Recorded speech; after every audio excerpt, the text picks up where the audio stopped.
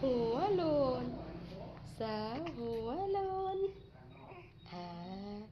สบายดีกันสบายดี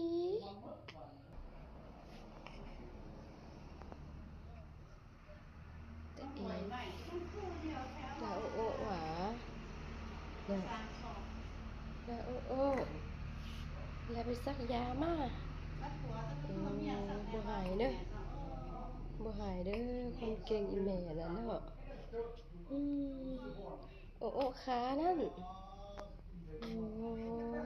เบ่งอ้ออยู่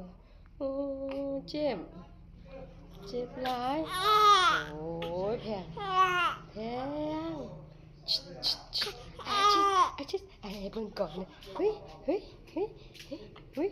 ไอ้ฟิวเบิ่งได้เนาะไอ้กีตาร์เบิ่งได้ด้วย